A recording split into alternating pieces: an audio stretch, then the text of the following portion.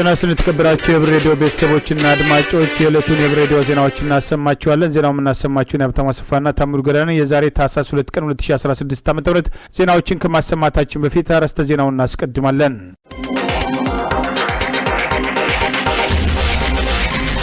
በፋኖ በኩል እየተወሰዱ ያሉ ጥቃቶች ያገዛዙ ባለስልጣናት ውንጀላ፣ የብር መውደቅ፣ የድሮን ጥቃቱ፣ የፈተራ ክሱና ባለስልጣኑ የሰልፍ ጥሪው፣ የኢትዮ ኤርትራ ጉዳይ፣ ትግራይ፣ ኦሮሚያ፣ የሱዳንና አረብ ኤሚሬት ፍጥጫ የሚሉና ሌሎችም ወቅታዊ ዜናዎች አሉን።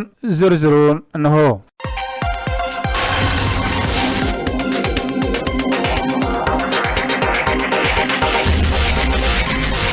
የጎጃም ወታደራዊ እዝ በድርድር ጉዳይ ላይ መግለጫ አውጥቷል። በአማራ ህዝብ ላይ የተከፈተውን ጦርነት ለመመከት በፋኖ በኩል በየአቅጣጫው የሚደረጉ የደፈጣ ጥቃቶች ዛሬም ተጠናክረው ቀጥለዋል። በአማራ ህዝብ ላይ ጦርነት በመፈጸም ፋሽስታዊ ተግባር እየፈጸመ የሚገኘው የአብይ አህመድ አገዛዝ በንጹሃን ላይ እያደረሰ ያለው ጭፍጨፋ እንዳለ ሆኖ ሰሞኑን በማህበራዊ ሚዲያ በማወቅም ሆነ ባለማወቅ ከፋሽስቱ አገዛዝ ጋር የድርድርም ሆነ የንግግር የሚመስሉ ሀሳብና አስተያየቶች በበርካታ የእዙ አባላትና ደጋፊዎች እንዲሁም ማህበረሰባችን ዘንድ ብዥታ ፈጥሯል በማለት ነገሩን ያጠራል ያለውን መግለጫ በመስጠት የድርድር ወይም የንግግር ጉዳይ እዙን የማይመለከት ነው በማለት በዚሁ መግለጫ ጠቅሷል።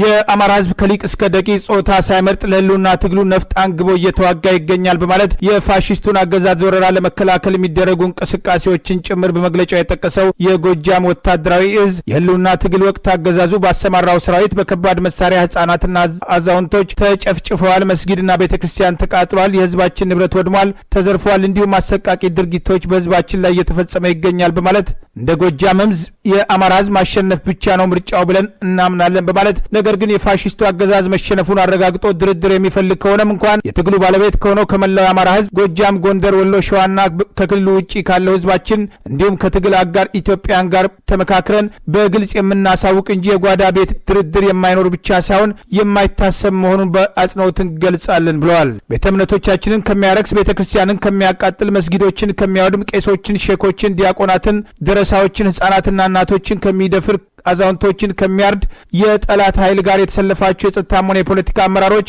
ከድርጊታችሁ እንድትቆጠቡ ያለው የእዙ መግለጫ ይህን ማስጠንቀቂያ ተላልፋችሁ በተገኛችሁት የአማራ ጡት ነካሾችና የፊ ልጆች ላይ ማንኛውንም የማያዳግም እርምጃ ከዛሬ ጀምሮ እየወሰድን በቀጣይም የምንወስድ መሆኑን እናሳውቃለን ሲል ከወዲሁ አስጠንቅቋል።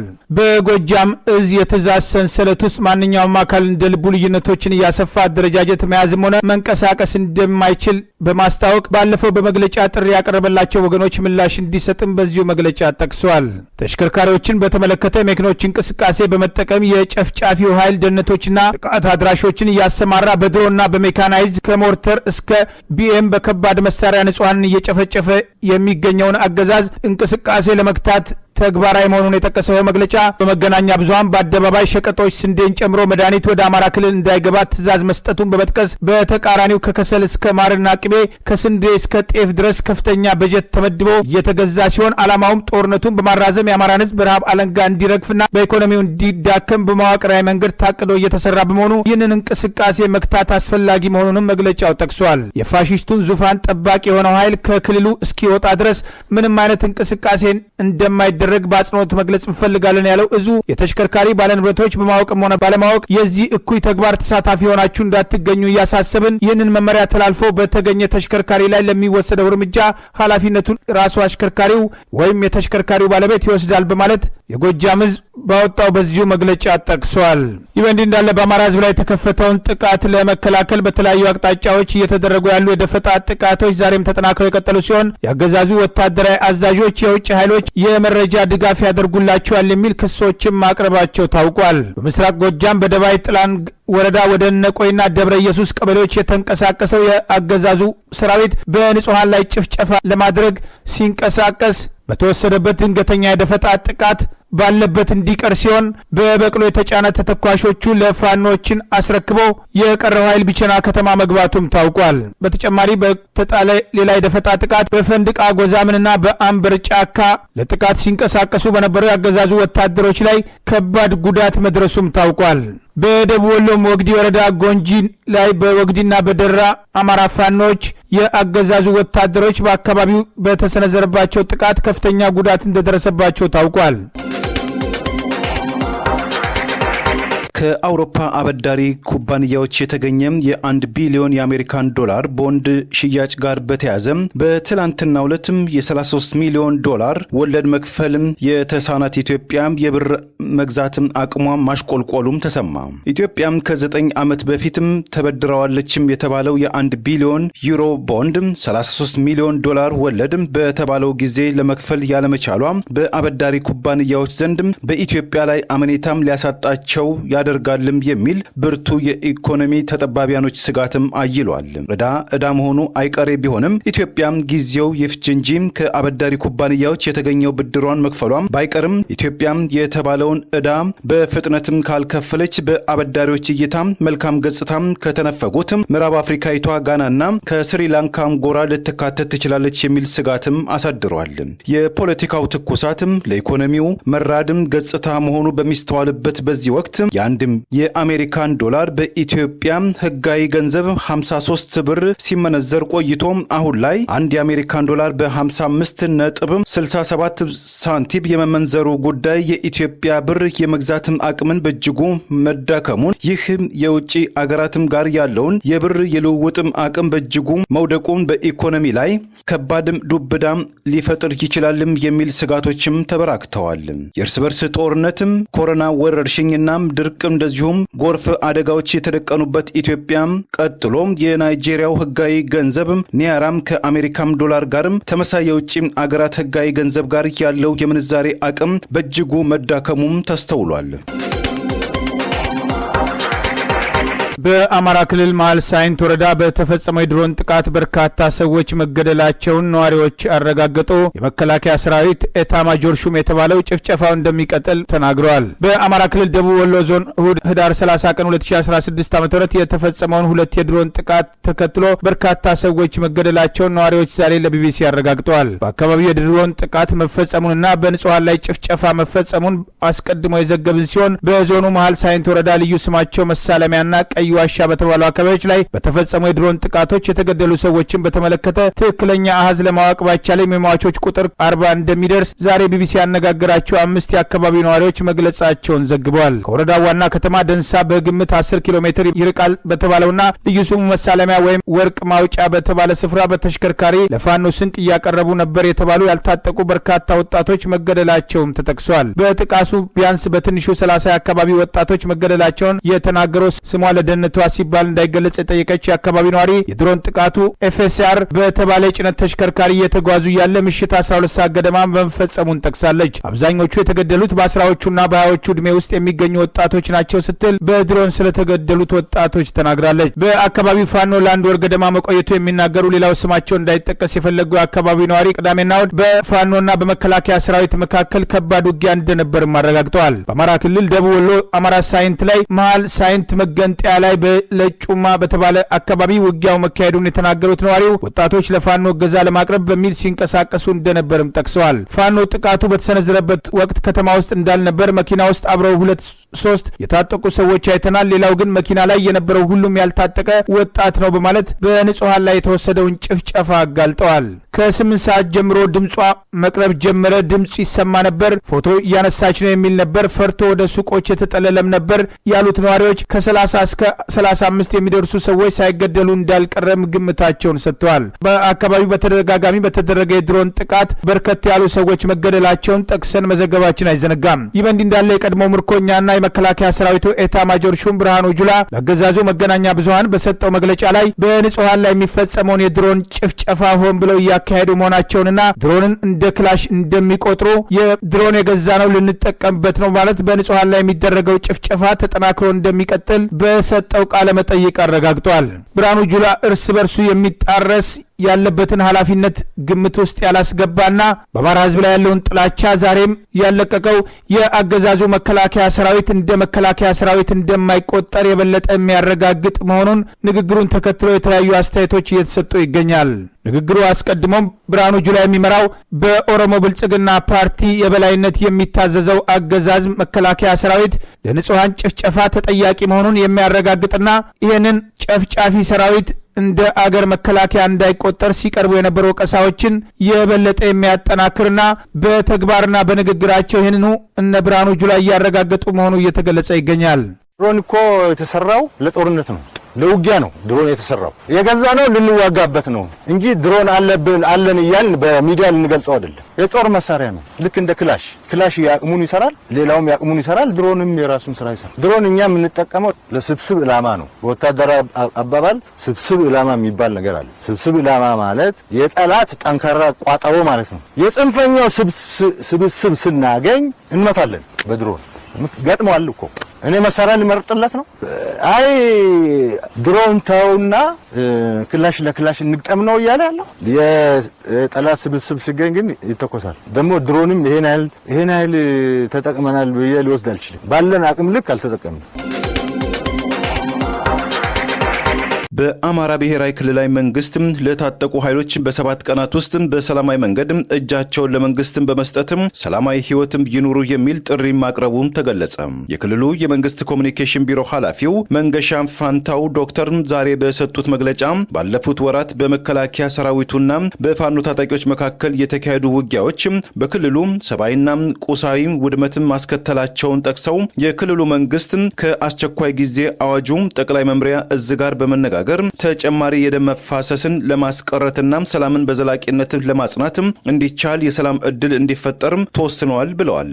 እንደ ቃል አቀባዩ ገለጻ የሰላም ጥሪ ያሉትን መልእክታቸውን ተቀብለው በሰላማዊ መንገድ እጃቸውን ለኮማንድ ፖስቱ ማስተባበሪያዎችና ለአገር ሽማግሌዎች የሚሰጡ ታጣቂ ኃይሎች እስከ አሁን በፈጸሙት ወንጀል የማይጠየቁና አስፈላጊው የተሃድሶ ስልጠና በመውሰድ ወደ መደበኛ ህይወታቸው እንዲመለሱ አስፈላጊውና ተገቢው ትብብር ይደረጋል። ይህንን ጥሪ ያልተቀበሉ ኃይሎች ግን በተጀመረውና መንግስት ህግ የማስከበር ባለው እርምጃ ተጠናክሮ ይቀጥላል ብለዋል። የክልሉ መንግስትም አቀረበ ለተባለው የትጥቅ አስረክቡ ጥሪ ከፋኖ ታጣቂ አመራሮች በኩል እስካሁን ድረስ የተሰጠ አስተያየትም የለም። በአማራና በኦሮሚያ ክልሎች የሚካሄዱት ጦርነቶች የዜጎችን ህይወትም ከመቅጠፉም በተጨማሪ የጦርነት ቀጠና የሆኑት አካባቢዎችን የኋልዮሽም እንዲጓዙ ማድረጋቸውን በቅርበት የተመለከቱ ምዕራባውያን አገራትና አገር በቀል እንደዚሁም ዓለም አቀፍ የሰብአዊ መብትም ተሟጋቾችም በርካታ የፖለቲካ ልሂቃን ችግሮቹ በሰላምና በጠረጴዛ ዙሪያ እንዲቋጩ በመጠየቅ ላይ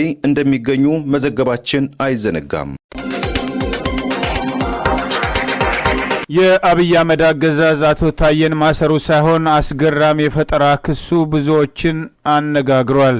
አቶ ታዬ ደንደዓ መንግስትን ለመገልበጥ በማሴር ጠርጥሬ አስሬያለሁ ያለው አብይ አህመድ አገዛዝ ከእስሩ ይልቅ የፈጠራ ክሱ ብዙዎች መነጋገሪያ ሆኗል።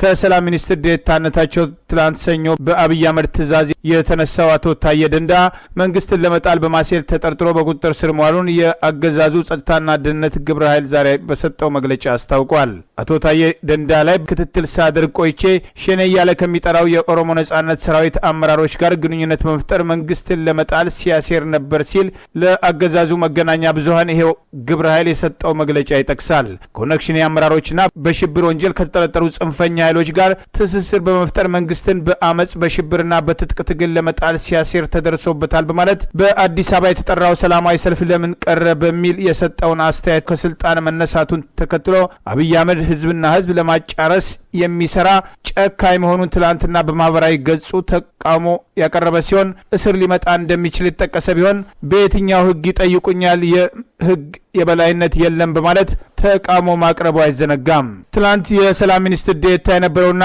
አብይ አህመድ የሰጠውን አስተያየት ተከትሎ ከስልጣን ያነሳው አቶ ታዬ ደንደዓን ዛሬ በአገዛዙ የፈጠራ ክስ ኢትዮጵያን ለማፍረስ ከሚንቀሳቀሱ ጸረ ሰላም ኃይሎች ጋር በመተሳሰር ለጥፋት ተልዕኮ በህቡ ሲሰራ ተደርሶበታል በማለት የተሰጠው መግለጫ የበለጠ አገዛዙን ራቁቱን የሚያስቀር ተብሎ ሰፊ ትችት እየቀረበበት ነው። በሀገራችን በተለያዩ አካባቢዎች በንጹሐን ዜጎች ላይ ሲፈጸሙ በነበሩ የሽብር ተግባራት በተለይም ደግሞ ከእገታ ጋር በተያያዘ እጃቸው እንዳለበት የተደረሰበት መሆኑን ይሄው መግለጫ ይጠቅሳል። የጋራ ግብረ ኃይል የሚባለው የሀገሪቱን ዋና ዋና የጸጥታ ተቋማት ያስተባበረው ይህ ኃይል የሰጠው መግለጫ አሳፋሪ የፈጠራ ክስ ታዬ ደንደዓ የሰጠውን አስተያየት ተከትሎ ከስልጣን መነሳቱ ብቻ ሳይሆን ይጠበቅ ከነበረው እስሩ የበለጠ አስገራሚና መነጋገሪያ ሆኗል። መንግስት ኃላፊነቱን ተቀብሎ እየሰራ በነበረበት ወቅት መንግስታዊና የፓርቲ መዋቅሩን በሴራ ለመናድ በህቡ እንቅስቃሴ ሲያደርግ መቆየቱን በመርዳት ያላሰለሰ ጥናት እና ክትትል ሲደረግበት ነበር ያለው ይኸው የግብረ ኃይል መግለጫ በህቡ ለሚደረገው ጸረ ሰላም እንቅስቃሴ ሲገለገልባቸው የነበሩ 9 ሞባይሎች፣ 4 ላፕቶፖች፣ 3 አይፓዶች፣ በርካታ ፍላሾች፣ 4 የተለያዩ ተሽከርካሪ ሰሌዳዎች ተገኝተዋል የሚለውና አቶ ታዬ ደንዳ እስከ ትላንት ድረስ መንግስት በመደበለት ጠባቂ ጭምር የሚንቀሳቀስና እንቅስቃሴው በግልጽ የሚታወቅ ሲሆን የፈጠራ ክሱ ከዚህ ቀደም በሌሎች የፖለቲካና የህሊና እስረኞች ላይ ሲደረት የነበረውን የበለጠ የሚያጋልጥ ሆነዋል። ከአቶ ታዬ ደንዳ ቤት ተገኘ የተባለ ልዩ ልዩ ኤሌክትሮኒክስ መሳሪያዎች፣ ክላሽንኮቭ ጠመንጃና ሽጉጥ ጥይቶች፣ የኦሮሞ ነጻነት ሰራዊት የኦነግ አርማዎች፣ በተለያዩ ግለሰቦች ስም የተዘጋጁ የሰራዊት መታወቂያዎች፣ ሰነዶችና ማስታወሻዎች ሁሉ አብይ አህመድ ከአለቆቹ ህወሓት የተባለውን የፈጠራ ክስ የበለጠ ቀሽም በሆነ መንገድ እያስኬደው ይገኛል የሚል ትችት አስከትሎበታል። በመንግስት ቁጥጥር ስር ሊውሉ ሲገምቱ ታጋይ ለመምሰል በራሱና በተለያዩ ማህበራዊ ሚዲያ ትስስር ገጾች አፍራሽና ጸረ ሰላም ጽሁፎችን፣ ንግግሮችና መግለጫዎችን በማናለብኝነት ሲያስተላልፍ ቆይቷል በማለት ይሄው መግለጫ ለመተቸት ሞክሯል። በተደጋጋሚ መንግስትን ገዳይና ጨፍጫፊ እያለ ሲወቅስ የሚደመጥ ቢሆንም በተግባር ግን ከሽብርተኞች ከጽንፈኞችና ነፍሰ ገዳዮች ጋር የጥፋት ትስስር ነበረው ያለው ይሄው መግለጫ ትላንት አቶ ታዬ ደንዳ በማህበራዊ ገጹ አብይ አህመድን ጨካኝ ዜጎችን እርስ በርስ ለማጫረስ የሚሰራ መሆኑን ከጠቀሰበት አስተያየቱ የሚጠበቅ እርምጃ መሆኑን ብዙዎች ሲገልጹ ተስተውሏል። ሌሎች ከአብይ አህመድ ጎን ተሰልፈው ዛሬም ንጹሐንን የሚያስጨፈጭፉና አባሪና ተባባሪ የሆኑ ባለስልጣናትና የጸጥታ ተቋሙ አመራሮች ከአቶ ታዬ ደንዳ እጣ ሊማሩ እንደሚገባና ከአብይ አህመድ በተቃራኒ እንዲሰለፉ ጥሪ እየቀረበ ይገኛል። በአገር ቤት በአማራ ህዝብ ላይ የተከፈተውን ህገወጥ ጦርነት የሚቃወም ሰልፍ በዋሽንግተን ተጠርቷል። በአሜሪካው ፕሬዚዳንት መኖሪያ ቤት ፊት ለፊት በመጪው እሁድ በሚደረገው ሰልፍ ላይ የአማራ ብሔር ተወላጆችን ጨምሮ ሁሉም ኢትዮጵያውያን ድምጻቸውን እንዲያሰሙ ጥሪ ቀርበዋል። በዋሽንግተን በመጪው እሁድ በዋይት ሀውስ ፊት ለፊት የሚደረግ ሰልፍ በአማራ ህዝብ ላይ የተከፈተውን ጦርነትና በኢትዮጵያ እየደረሱ ያሉ ጥቃቶችን እንዲቆሙ የሚጠይቅና የዘር ማጥፋት ወንጀሉን የሚቃወም ሰልፍ የተጠራ ሲሆን የሰልፉ አስተባባሪ የዲሲ የጋራ ግብረ ኃይል በሰልፉ ላይ አማራ ብሔር ተወላጆችን ጨምሮ ኢትዮጵያና ትውልደ ኢትዮጵያን በመገኘት በጋራ ድምጻቸው እንዲያሰሙ ጥሪ አቅርበዋል። ከሰልፉ አስተባባሪዎች አንዱ አቶ አደም አበራ ከዲሲ የጋራ ግብረ ኃይል የመጪውን እሁድ ሰልፍ ጥሪ አስታኮ አስተያየት እንዲሰጠን ጋብዘነዋል። ጤና ይስጥልን አቶ አደም። ጤና ይስጥልን ሀብታሙ፣ እንደምን ዋልክ? እግዚአብሔር ይመስገን። እንደምን ሰንብታል? እስቲ በመጪው እሁድ እንግዲህ በዋሽንግተን ዲሲና አካባቢው ዋይት ሀውስ ፊት ለፊት ከሚደረገው ሰልፍ በተጨማሪ በተለያዩ ዓለም አካባቢዎች ሎስ አንጀለስን ጨምሮ በተለያዩ ከተሞች እንግዲህ ቅዳሜና እሁድ ጀምሮ ሰልፎች ይካሄዳሉ።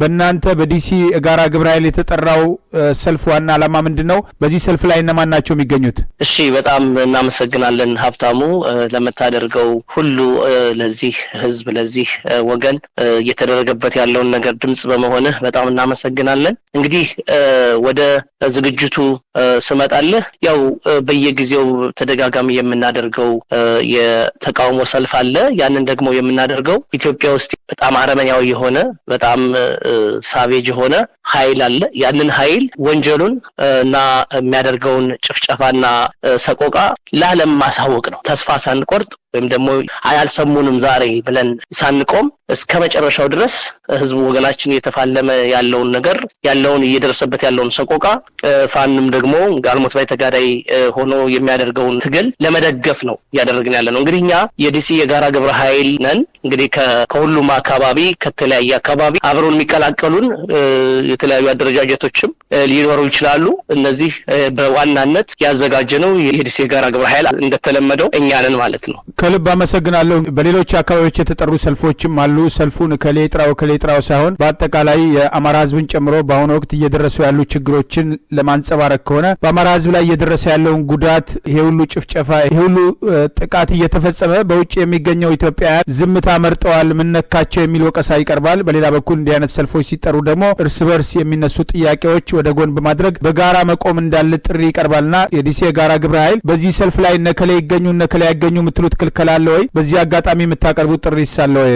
አቶ አደም ማንም ጣ ማን ይቅር የሚባል ነገር የለም። ነገሩ ከፍተኛ አደጋ ላይ ያለው ህዝባችን ላይ ማንኛውም ሰው የትኛውም አስተሳሰብ ያለው ሆኖ ልዩነት እንኳን ቢኖር ለህዝባችን ድምጽ ለመሆን ጠጠር እስከወረወረ ድረስ ማንም ሰው መጥቶ ሊሳተፍ ይችላል። ግን እኛ እንዳዘጋጀ ዲሲ የጋራ ግብረ ኃይል ያው የተለመደውን ነገር ያደርጋል እንጂ እንደተጠሪ ሁሉም ማንኛውም የትኛውም የጠላት ወገን ነገሮችን ጠምዝዞ ወይም ደግሞ በዚህ አጋጣሚ ትግሉ እየበሰለ መምጣቱን አይቶ የሳቦታጅ አድርጎ ወይም ደግሞ አልፎ ለመሄድ የሚፈልግ ካልሆነ በስተቀር ማንም ሰው መጥቶ ማንም ቡድን መጥቶ ከኛ ጋራ ድምጹን እንዲያሰማን የምንፈልገው እኛ እከሌ ይምጣ እከሌ ይቅር የምንለው ምንም አይነት መስፈርትም የለንም መሆንም አለበት ብያላምንም ወይም ደግሞ እንደ ቡድንም እንደ ግሩፕም መሆን አለበት ብለን እኛ የምናደርገው ትግል የወገኖቻችን ሰቆቃ ድምጽ ኢትዮጵያ ውስጥ በምንም መልኩ ማድረግ የማይቻልበት የሰላማዊ ትግል ወይም ደግሞ የሰለጠነ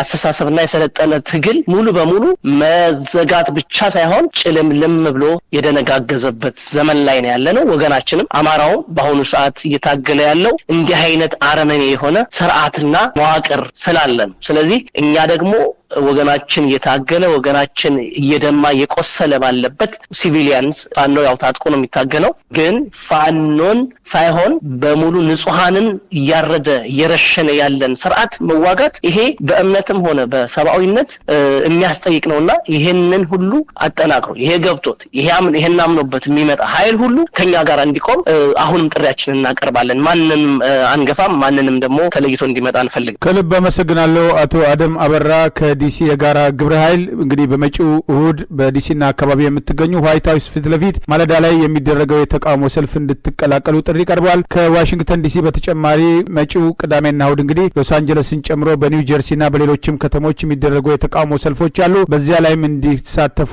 ጥሪ እየቀረበ ይገኛል። ለነበረን ቆይታ ከልብ አመሰግናለሁ። መልካም ጊዜውን እጅግ በጣም አመሰግናለሁ ሀብታሙ። ለምታደርገው ሁሉ ምስጋናችን ላቅ ያለ ነው። ከልብ አመሰግናለሁ። እግዚአብሔር ይስጥልኝ። የአሜሪካ አስተዳደር የኢትዮጵያና የኤርትራ መንግስታት ሉዓላዊነታቸውንና የግዛት አንድነታቸውን ማክበራቸው ለቀጠናው ሰላምና እድገት ወሳኝነት አለው ሲል አቋሙን ገለጸ። ኢትዮጵያና ኤርትራ በድንበር ይገባኛል ጥያቄም በርካታዎች ዘንድም የሁለትም መላጣዎችም ለማበጠሪያ የተካሄደ ግጭት ባሉትም ደም አፋሳሹም ጦርነትም ባልጀርሱ የይግባኝ የለሽም ስምምነትም የደረሱበትም አወዛጋቢው ድንበሮቻቸውን ለማካለል የተፈራረሙበትን 23ኛው ዓመት በማስታወስም የአሜሪካ የውጭ ጉዳይ መስሪያ ቤትም ዛሬ ባወጣው መግለጫ ይህ በዓለም አቀፍ ማህበረሰብ ድጋፍ አልጀርስ ላይ የተደረሰው የሰላም ስምምነትም በስተኋላም በፈረንጆቹ አቆጣጠር በ2018 ታሪካዊ በተባለው የሰላም ስምምነት መሰረት የኢትዮጵያና የኤርትራ መንግስታትም ዳግም የድንበር ወሰኖቻቸውን ለማካለል መፈራረማቸውን የአሜሪካ የውጭ ጉዳይ ቃል አቀባይ ማቲው ሚለር አውስተዋል። እንደ አሜሪካው አስተዳደር መግለጫም የኢትዮጵያና የኤርትራ መንግስታትም በዚህ ታሪካዊ ባሉትም ከማንኛውም ጊዜ በበለጠ ሉዓላዊነታቸውን የድንበር ህልውናቸውን ሊያከብሩ ይገባል። ይህንን የአልጀርስ ስምምነቱን ተግባራዊ በማድረግ ረገድ የአሜሪካ አስተዳደር የኢትዮጵያና የኤርትራ መንግስታትን ያበረታታል። ይህም ሂደት በቀጠናው መረጋጋትና ብልጽግናን ያመጣል ብሎም ያምናል ብሏል። ለሁለት አስርት ዓመታት ከጦርነት የለም ሰላምም የለም አባዜ ወጥተው ባለፈው 5 ዓመት ጤናማ ዲፕሎማሲያዊ ግንኙነት የፈጠሩትም ኢትዮጵያና ኤርትራ የየብስና የአየር ትራንስፖርት መስመሮቻቸውን ለመክፈት ቢስማሙ በአሁኑ ወቅትም ከአየር በረራ ውጪ የየብስ መስመሩ መዘጋቱ የሰሜን ኢትዮጵያም ጦርነትን ተከትሎ የኤርትራ ሰራዊት በኢትዮጵያ ግዛት ውስጥ ይገኛል የሚለውን ወቀሳን የአሜሪካ አስተዳደርና ሸሪኮቹ በብርቱ ማንሸራሸራቸው ኢትዮጵያም የባህር በር ተደራሽነትና የወደብ ባለቤትነት ጥያቄ ለማንሳት እንደምትገደድ በቅርቡ ጠቅላይ ሚኒስትር አብይ አህመድ የመናገራቸውን ጉዳይም ተከትሎ በሁለቱ መንግስታት ግንኙነት መካከል እየተቀዛቀዘ መምጣቱን የፖለቲካ ተጠባቢያኖችም ይናገራሉ። በዋናነት አማራን ጨምሮ ትጥቅ አስፈትቼ ታድሶ ሰጣለ ያለው ኮሚሽን የፖለቲካ ፓርቲዎች የቀድሞ ተዋጊዎችን መልሶ ለማቋቋም ስራ አግዙኝ ሲል ጥሪ አቅርበዋል።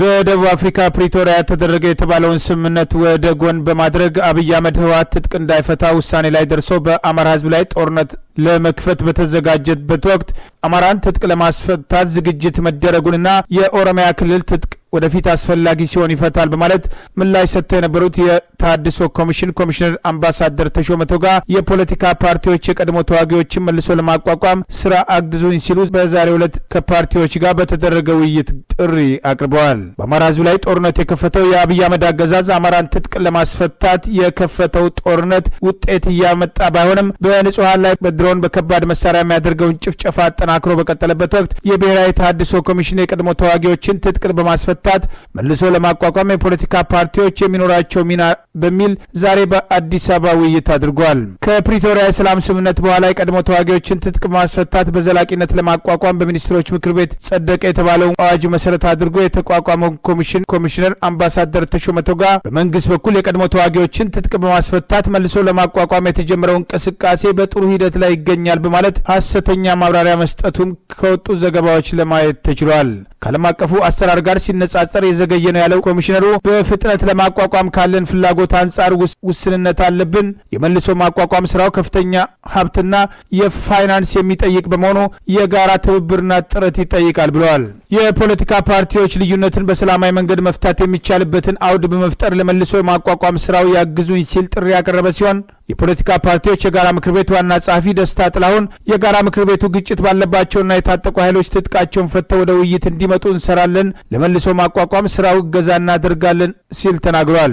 የፖለቲካ ፓርቲዎች የግጭት መንስኤ የሚሆኑ ትርክቶች ላይ ከማተኮር ወጥተው የሚያቀራርቡና የወል ትርክቶች ላይ መስራት እንዳለባቸው በዚህ መድረክ መነሳቱም ታውቋል። ተሐድሶ ኮሚሽን ትጥቅ አስፈትቼ ታጣቂዎችን ወደ ተሐድሶ እሰጣለሁ ያለ ቢሆንም አብይ አህመድ ለአውሮፓ ባለስልጣናት በጻፈው ደብዳቤ ከስምምነቱ ውጪ ህወሓት ትጥቁን ይዞ እንዲቆይና በአማራ ህዝብ ላይ ትጥቅ ለማስፈታት በሚል ጦርነት መክፈቱን ጠቅሶ እንዲያግዙ ጥሪ ማቅረቡን ከዚህ ቀደም ደብዳቤው ይፋ መሆኑን መሰረት አድርገን መዘገባችን አይዘነጋም። የተሐድሶ ኮሚሽን በተቋቋመ ማግስት ባህር ዳር ላይ አድርጎት በነበረው ስብሰባ አማራን፣ አፋርና ሌሎችንም በየደረጃው ትጥቅ ለማስፈታት ያለውን ተልዕኮ በገለጸበት ወቅት በመቶ ሺህ የሚቆጠሩ ታጣቂዎች ያሉት የኦሮሚያ ልዩ ኃይል ለምን ትጥቅ አይፈታም ተብሎ ሲጠየቅ ወደፊት እንደ አስፈላጊነቱ ሊፈታ ይችላል በማለት በጊዜው መናገሩን ጠቅሰን መዘገባችን አይዘነጋም።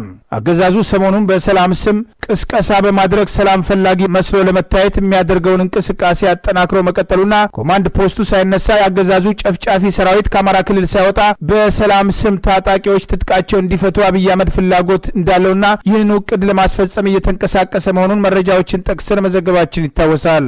በጦርነቱ የተሳተፉ ትጥቅ አስፈትተን ወደ ሰላማዊ ህይወት እንዲገቡ ከማድረግ አኳያ በትግራይ፣ በአማራ፣ በአፋር፣ በቤንሻንጉል፣ በጋምቤላ፣ በደቡብ ኢትዮጵያ እንደዚሁም ሁኔታዎች ሲመቻቹ በኦሮሚያ ያሉትን የቀድሞ ተዋጊዎች የምንላቸውን የማቋቋም ስራ እንሰራለን። ከትግራይ ክልል ወጣቶች በገፍ እየተሰደዱ መሆናቸው አሳሳቢ መሆኑ ተገልጿል። ባህር ለመሻገር የሞከሩና ህይወታቸው ያለፉ ቤተሰቦች ሀዘናቸውን እየገለጹ ነው። ከህወሓት አገዛዝ ዛሬም ያልተላቀቀችው ትግራይ ወጣቶች በገፍ እየተሰደዱ መሆናቸውን የሚገልጹ መረጃዎች የወጡ ሲሆን ቤተሰቦቻቸው ለስደት ወጥተው ህይወታቸው ያለፈ ወጣቶች ሀዘናቸውን እየገለጹ ጉዳዩም አሳሳቢ መሆኑ ተገልጿል። በስደት ከክልሉ የሚወጡ ቁጥራቸው የበረከተ ወጣቶች ህልውናም ለቤተሰቦቻቸው አሳሳቢ መሆኑን የዲደብሊው ዘገባ አመልክቷል። የትግራይ ክልል አስተዳደር በተለይም ከጦርነቱ በኋላ በትግራይ የወጣቶች ፍልሰት በከፍተኛ መጠን ማሻቀቡን መረጃዎች እንዳሉት መግለጹንና እንደ አስተዳደሩ ገለጻ በአብዛኛው በሀያዎቹ አጋማሽ ያሉ የትግራይ ወጣቶች በከተማም ከገጠርም በብዛት ወደ ተለያዩ አካባቢዎች እየጎረፉ መሆናቸው ተገልጿል። ስራ ማጣት፣ ሌላ ጦርነት ይመጣል ብሎ መስጋትና የተሻለና የተረጋጋ ህይወት መሻት ሌሎችም ምክንያቶች ታክለው ወጣቶቹ ክልሉን ትተው እንዲሄዱ ከሚያስገድዱ ምክንያቶች መሆናቸው ተጠቅሷል። በትግራይ ቤተሰቦቹ ህልፈቱን የሰሙት የ30 ዓመት ወጣት ደስታ ከትግራይ ክልል አጽቢ ወረዳ ተነስቶ የኢትዮጵያን ድንበር ተሻግሮ በጅቡቲ ወደ የመን ከየመን ወደ ሳውዲ አረቢያ ድንበር የደረሰ ሲሆን አንድ ወር በፈጀ ጉዞ እዛ የደረሰ ቢሆንም ከአንድ ወር ጉዞ በኋላ ግን የሳውዲ ድንበር ለመሻገር ሲሞክር ህልፈቱ መሰማቱን ወላጆቹ፣ ቤተሰቦቹ፣ ወዳጅ ዘመዶቹ መንደር ተሰብስበው ሀዘን መቀመጣቸውን ይኸው ዘገባ አመልክቷል።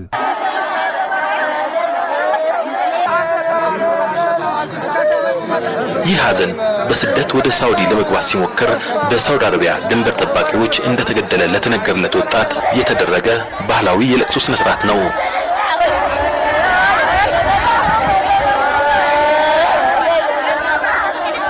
ይህ ሀዘን የአንድ የህልፈቱ ዜና የተነገረ ወጣት ብቻ እንዳልሆነና በርካታ የመንደሯ ነዋሪዎች ወደ ተለያየ አቅጣጫ የተሰደዱ ልጆቻቸው ያሉበትን ሁኔታ እንደማያውቁ ዘገባው አመልክቷል።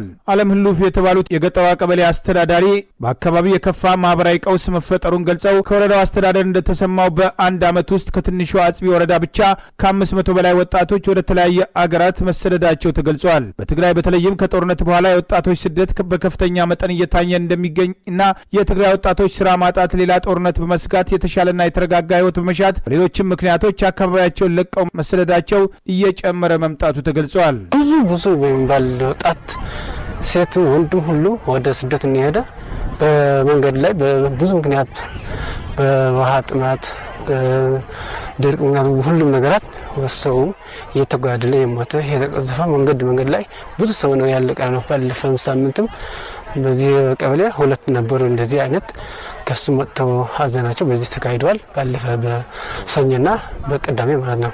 እስካሁን ብዙ ሰው ነው ያለ ገና ጆሮ ዛሬ ሰምተን ምን ነገስ ምን ይሰማል ዛሬ አልፈናል ነገስ ምን ይሰማል እያለ ሁሉ ሰው እየጠበቀ ነው ማለት ነው። የህወሓት መሪዎች ለአማራ ህዝብ ያላቸውን ጥላቻ መሰረት አድርገው በደቡብ አፍሪካ ፕሪቶሪያ የተደረገውን ስምምነት ሽፋን በማድረግ ከስምምነቱ ውጪ ትጥቃቸውን ሳይፈቱ ዛሬም ወታደራዊ ስልጠና በመስጠት ወልቃይትና ራያ በጉልበት ለመቆጣጠር ያላቸው ፍላጎትና ከጦርነት እንቅስቃሴ አለመሻገራቸው ወጣቶች ለመሰደድ ተጨማሪ የጦርነት ስጋት ይመጣል ብለው ማሰባቸው ወልቃይትና ራያን መልሶ በጉልበት ለመቆጣጠር ሌላ ጦርነት ከማሰብ ይልቅ ሂሳብና ወራርዳልን ባሉት በአማራ ህዝብ ላይ የፈጸሙትን ግፍ መሰረት አድርገው ከድርጊታቸው እንዲቆጠቡ ተደጋጋሚ ጥሪ ሲቀርብ የቆየ ሲሆን የአብይ አህመድ አገዛዝ በአማራ ህዝብ ላይ የከፈተውን ጦርነት ተከትሎ የፌዴራሉ መንግስት እንቅስቃሴ እንደግፋለን በማለት እነ አቶ ጌታቸው ረዳ የሰጡት መግለጫ በትግራይ እየተባባሰ የመጣው ረሃብና ከህወሓት መሪዎች የተሻለ አማራጭ የትግራይ ህዝብ ማሰብ አለመቻሉ ጉዳቱን የከፋ ሊያደርገው እንደሚችል ተደጋግሞ ሲጠቀስ ቆይቷል። ኢትዮጵያዊቷም የማራቶን ሯጭም አትሌትን ትዕግስት አሰፋም የዓመቱ 6 የዓለማችን ምርጥም አትሌቶች መካከልም ተካተተች። የዓለም የአትሌቲክስ ድርጅት ዛሬ ባሰራጨው መግለጫ የ27 ዓመቷም ኢትዮጵያዊቷ አትሌት ትዕግስት ባለፈው መስከረም ወር በጀርመን በበርሊን ከተማ በተደረገው የቢኤምደብሊው የማራቶን ውድድር 2 ሰዓት ከ11 ደቂቃ ከ53 ሴኮንድ በመግባት ለዓመታት የተያዘውን ሪኮርድ በ2 ደቂቃ በመስበር የዓለም አቀፍ አትሌቶችም ትኩረት መሳቧና የዓመቱ ድንቅም ክስተት ነው ሲልም አስወድሷታል። በዚህም የስድስቱ ምርጥ አትሌቶች ሽልማት ውስጥ ኬንያዊቷ የመካከለኛና የረጅም ርቀት ሯጯ በአሁኑ ወቅት የ1500 ሜትርና የቀድሞዋ የ5000 ሜትር ሪከርድ ባለቤቷ ፌዝም ኬፒጆን፣ የስዊድንና የአሜሪካ ጥምር ዜግነት ያለው የምርኩዝ ዘላዩ አርማንድ ዶልፌንስ፣ አሜሪካው የ100 ሜትርና የ200 ሜትር ሯጩ ኖሃም ሌርስ 2 ሰዓት ከ01 ደቂቃ በመግባት የማራቶን ሪከርድ ባለቤት የሆነው ኬንያዊ አትሌት ኬልቪን ኬፕተምና ቬንዙዌላዊቷ የነጻ ምድር ላይ ዘላዩዋ ሪከርድ ባለቤቷ ያልሚር ራጃስ የዓመቱ ምርጥ ተሸላሚዎች መሆናቸውን ፌዴሬሽኑ አስታውቋል።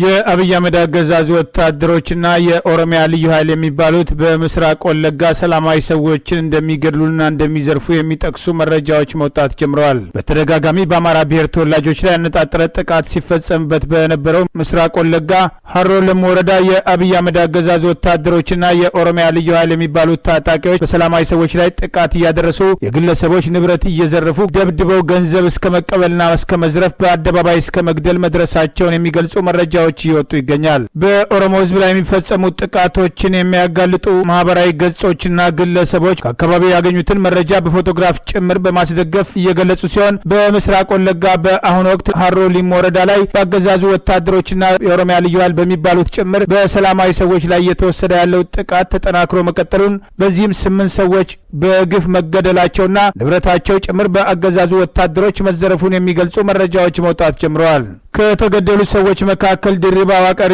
አዲሱ ዋሌ፣ ዶጃ አያላ፣ ሮባ ደሳለኝ፣ ኢብራሂም አህመድ የሚባሉ ግለሰቦች የሚገኙበት ሲሆን አንዳንዶቹ ንብረታቸውን ጭምር ተዘርፈው ያላቸውን ገንዘብ ያገዛዙ ወታደሮች በመውሰድ ጥቃት እንዳደረሱባቸው ታውቋል። በአካባቢው በተደጋጋሚ በአማራ ብሔር ተወላጆች ላይ የሚፈጸሙ ጭፍጨፋዎችን በኦነግ ሸኔ ስም ሲካሄድ የኦሮሚያ ልዩ ኃይልና የአገዛዙ መከላከያ ሰራዊት ጭምር ሽፋንና ድጋፍ መስጠታቸው ተጎጂዎች ሲገልጹ የቆዩ ሲሆን የኦሮሚያ ልዩ ኃይሎች አንዳንዴም ራሳቸው በኦነግ ሸኔ ስም ጥቃት እንደሚያደርሱ ተደጋግሞ ሲጠቀስ ቆይቷል። የቀድሞ የአማራ ክልል አፈ ጉባኤ ወርቅሰሙ ማሞ በኦሮሚያ ክልል በአማራ ብሔር ተወላጆች ላይ ያነጣጠረው ጥቃት እንዲቆም የኦሮሞ ህዝብ ጭምር ጥሪ በማቅረብ ያገዛዙ ባለስልጣናትም ደም የለመደ ለህዝቡም አይመለስም በማለት በጊዜው ጥሪ አድርገው እንደነበር አይዘነጋም። በአዲስ አበባ ዙሪያም ሸገር በሚል ባቋቋሙት ከተማ የአማራ ብሔር ተወላጆችን ጨምሮ በሌሎች ኢትዮጵያውያን ላይ ከሚያደርጉት ጥቃት ዝርፊያ በተጨማሪ ሀብት አላቸው ተብሎ የሚታሰቡ የኦሮሞ ብሔር ተወላጆች ላይ ተመሳሳይ ጥቃትና ዝርፊያ እየተፈጸመ መሆኑን አንዳንዶች እየታሰሩ በርከት ያሉ ገንዘብ ለፖሊስ አዛዦች፣ የደህንነት ሰዎች እየሰጡ እንደሚለቀቁ ከዚህ ቀደም በተደጋጋሚ ጠቅሰን መዘገባችን አይዘነጋም። በእርስ በርስ ጦርነት የምትናጠው ጎረቤት ሱዳን የባህረ ሰላጤው ሀገር የተባበሩት አረብ ኤሚሬትም በርካታ ዲፕሎማቶቿም ግዛቷን በ48 ሰዓት ለቀው እንዲወጡ አሳሰበች። ምንም እንኳን ዝርዝር ማብራሪያን ባይሰጥም በጀነራል አብዱል ፈታህ አልቡርሃማን የሚመራው የሱዳን ሉዓላዊ ምክር ቤትም በተባበሩት አረብ ኤሚሬትም የሚገኙ ሶስትም ከፍተኛ የአገሪቱን ዲፕሎማቶችም ማለትም የወታደራዊ አታቸውንና ምክትላቸውን እንደዚሁም የባህል አታቸውን አቡዳቢን ለቀው እንዲወጡ ባለፈው ቅዳሜ መመሪያ ካስተላለፈ በኋላ የሱዳን የዜና አገልግሎትን የጠቀሰው ዓለም አቀፍ ሚዲያዎች እንደዘገቡትም የሱዳን የውጭ ጉዳይ ሚኒስትር በግዛቷ የሚገኙ የተባበሩት አረብ ኤሚሬት ጉዳይ አስፈጻሚዋ ወይም ቻርጅ ዳፌርስን ባድሪያን አልሻኒን በጽህፈት ቤታቸው በመጥራት 15 የተባበሩት አረብ ኤሚሬት ዲፕሎማቶች ሱዳንን በ24 ሰዓት ውስጥ ለቀው እንዲወጡ መወሰኑን አስታውቋል። በውሳኔው ዙሪያም ከተባበሩት አረብ ኤሚሬት በኩል ለጊዜው አስተያየትም ባይሰጥም የሱዳን ሉዓላዊ ምክር ቤት አባል የሆኑት ያሲር አላታ ባለፈው ሳምንት በሰጡት አስተያየት የተባበሩት አረብ ኤሚሬት በጀነራል መሐመድ ደጋሎ ወይም ሐምዲቲ የሚመራውን የሱዳን ፈጥኖ ደራሽ ኃይል RSFን በጦር መሳሪያ እና በሎጂስቲክ አቅርቦት በጎረቤት አገራት ኡጋንዳ፣ ማዕከላዊ አፍሪካና በቻድ በኩል በማሸጋገር በማገዝም እያወጋችን ነው ማለታቸውን የተባበሩት አረብ ኤሚሬትም መረጃውን ማስተባበሏም ታውቋል። የሱዳኑ ከፍተኛ አመራርን ወቀሳን የተከታተሉ በመቶዎች የተቆጠሩ ሱዳናውያን በፖርት ሱዳን ከሚገኘው የተባበሩት አረብ ኤሚሬት ጊዜያዊ ኤምባሲ ደጃፍ በመሰባሰብ አምባሳደሩም ሱዳንን ለቀው እንዲወጡ መጠየቃቸውም ተገልጿል። በጀነራል አልቡርሃማን እና በጀነራል መሐመድ ደጋሎ ደጋፊዎች መካከል እየተካሄደ በሚገኘው ካለፈው ሚያዝያ አንስቶ የተጀመረው ደም አፋሳሽ ግጭት 12260 ሰዎችን ህይወት የቀጠፈ ሲሆን 33000 መቁሰላቸውን ወደ 8 ሚሊዮን የሚጠጉም ዜጎችም ወደ ጎረቤት አገራት ኢትዮጵያም ቻድና ደቡብ ሱዳን መሰደዳቸውም ታውቋል። በነዳጅ ሀብቷ የበለጸገችው የተባበሩት አረብ ኤሚሬት በአፍሪካ ቀንድ በተለይ ኢትዮጵያን በደም አፋሳሹ የሰሜን ጦርነት ወቅት በሰው አልባ አውሮፕላኖች ወይም ድሮንን በማስታጠቅ ረገድም ከአሜሪካም ሳይቀር ብርቱ ወቀሳም ሲቀርብባት እንደነበረም አይዘነጋም። የሱዳን ችግርን ለመቅረፍም በአሜሪካና በሳውዲ አረቢያ መንግስታት መካከል የተለያዩ የሰላም ውይይቶች ቢካሄዱም እስካሁን ድረስም ፍሬ ያለማፍራታቸው ታስቋል። ዛሬ ያሉን ዜናዎች እነዚህ ናቸው። ዜናውን ስታደምጡ ለቆያችሁ የህብር ሬዲዮ ቤተሰቦችና አድማጮች ምስጋናችን ይድረሳችሁ። የህብር ሬዲዮ ኦፊሻል የዩቲዩብ ቻናላችንን ሰብስክራይብ ያላደረጋችሁ ሰብስክራይብ በማድረግ በተጨማሪም የደውል ምልክቱን በመጫን የህብር ሬዲዮ ቤተሰብ እንድትቀላቀሉ በአክብሮት እንጋብዛለን። እንደ ወትሮው ሁሉ የህብር ሬዲዮ ቤተሰቦች ፕሮግራሞቻችንን ላይክ በማድረግ ሼር በማድረግ አስተያየቶቻችሁን በመስጠት አብሮነታችሁን እንድትገልጹ በአክብሮት እንጠይቃለን። በድጋሚ እናመሰግናለን። ጤና ይስጥልን። ቸር እንቆይ።